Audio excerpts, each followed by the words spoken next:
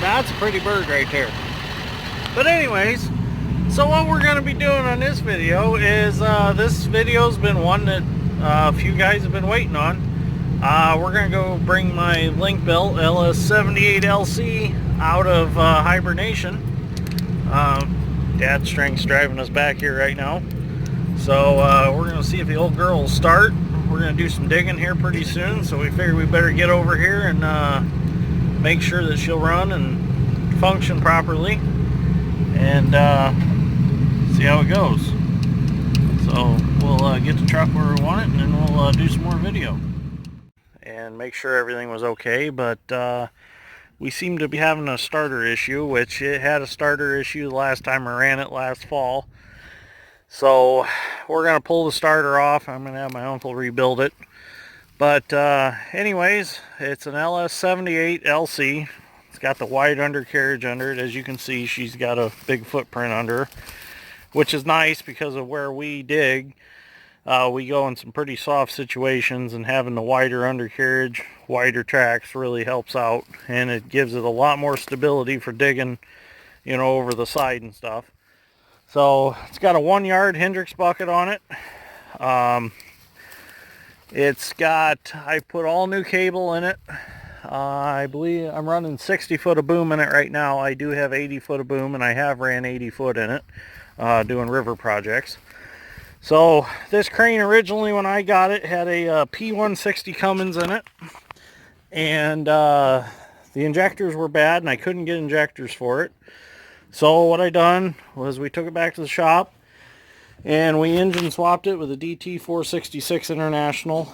And I took this panel from the P160 and I actually moved it up here and made a dash out of it. Use a Hitachi key like our excavators. You can do everything from up here. You don't have to go back by the motor to start it or anything. It's even got the fuel stop right here I brought up front, throttle. So, and the rest of it's just the same link belt controls and everything. So here's the DT466 that we put in here. We moved the hydraulic pump up here. Originally it was down underneath the radiator, but we moved it up here on this bracket for the actual hydraulic controls of the crane. So Dad Strength's pulling the starter off right now, so we can take that and get it rebuilt. So it's a very nice, smooth operating crane. I love running this one. A little more view of how we engine swapped it. Really, it wasn't too hard of a job. Oh, there's a little bird's nest in here. That would make a nice fire. Let's get that out of here right now. Darn birds. So anyways, I've got to put the back doors back on it. I haven't done that yet, but last summer when I was digging with it, it was pretty hot out, so I just left them off. So, but this crane's got walkways all the way around, so you can walk all the way around it, and you just have to walk up and over the counterweight in the rear. Just some the bolts in the Fairlead, I had to put all new bolts in it because they were all loose when I got it. They flopped around quite a bit. I believe this crane done a lot of clamshell work, because it did have a clamshell with it when I got it. Or I'm sorry, it didn't have clamshell, it had tagline on it. I took all that off because I don't have a clamshell bucket. And it doesn't look like it done a lot of traveling because the tracks are in really great shape. So that's why I think it done a lot of clamshell work where it just sat in one spot and just dug. So, but out of all the cranes I've owned, I think this one's my favorite, just because it's a good heavy machine and it's easy to run. The hydraulic controls are easy to pull. It's not like the Northwest with the big levers.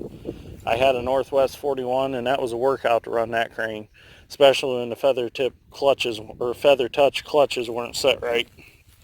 But I had a I had an LS78 and that was a little too small, so I ended up selling it. It's out in New York Harbor floating around on a barge somewhere. The guy that bought it barge mounted it, and I really liked that crane, but it was just too small. Well, then I came across this one and I thought, well, I'm going to buy this one because we had some river work coming up. So I ended up buying this one, and I love this one. I've done a lot of digging with it so far. It's got all the counterweights on it.